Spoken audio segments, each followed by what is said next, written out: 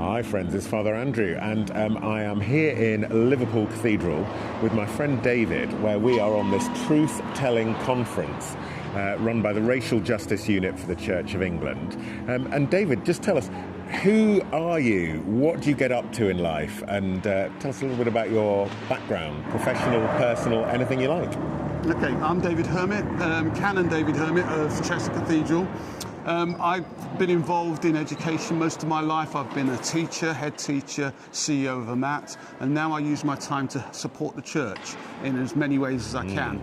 And one of the issues that we're trying to do today is tell the truth. We're finding it difficult as a church to listen to the truth of what happened during the slave trade. We're finding it difficult here in Liverpool as we see some of the artifacts that come from that. And this is the start of a movement of people having to come to terms with what happened in the past and think carefully about how we tell our children about what happened.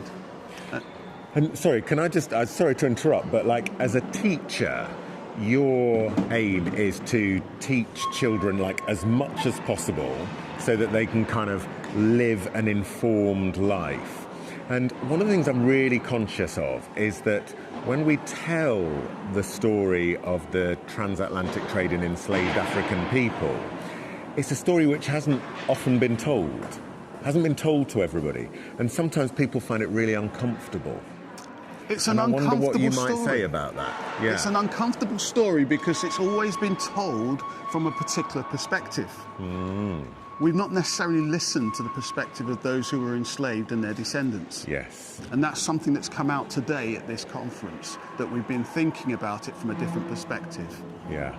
And one of the things that we in education need to do is we need to get used to helping our children to be critical thinkers. Yes. To look at the evidence. Yeah. And not be swayed by the lies and the misinformation that's available out there on the internet. And for many people in this country, they don't know the truth of how heavily involved the Church of England was in the slave trade. Yeah. They came up with a theology so that those who were slave traders were able to sleep easy at night. Yeah. When they should have been speaking to them about the wickedness of what they were doing. Absolutely.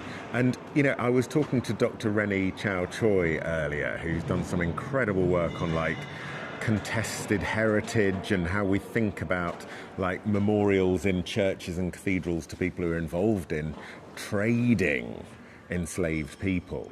And we were saying, actually, sometimes it can feel like when you talk about the truth of the transatlantic trade in enslaved people, that people like to try and win the argument against it and say, oh, well, what about, you know, the 2,000 British naval officers who died in this thing?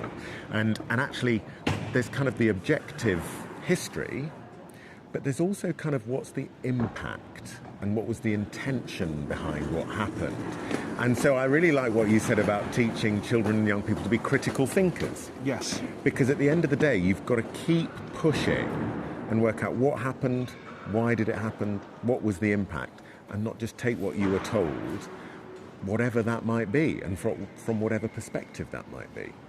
Good education sets people free. It's liberating. It allows them to find out information for themselves. Yeah. And so now in schools, we've stopped teaching European history as being the only history. We've started teaching about classical civilization. We've started talking a little bit more about where the Greeks got their civilization from. Yeah. We've started talking a lot more about the Egyptian civilization.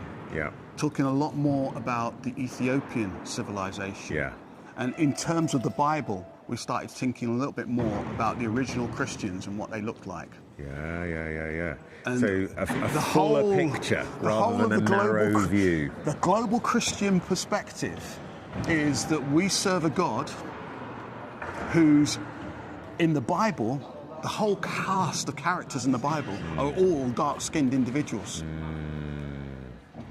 And yet when you open up the pages of the King James Version that many of us grew up with in this country, it's blonde-haired, blue-eyed people. Correct.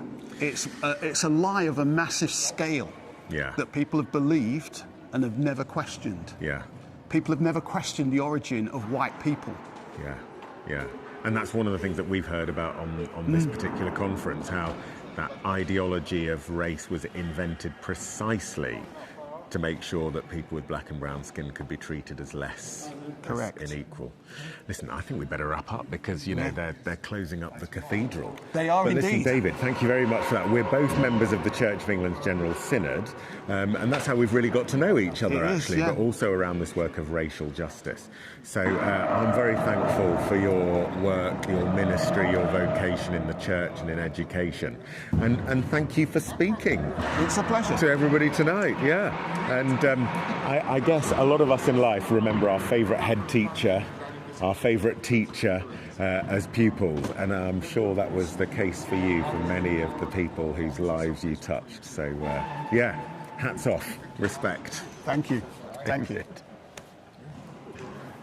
Brilliant.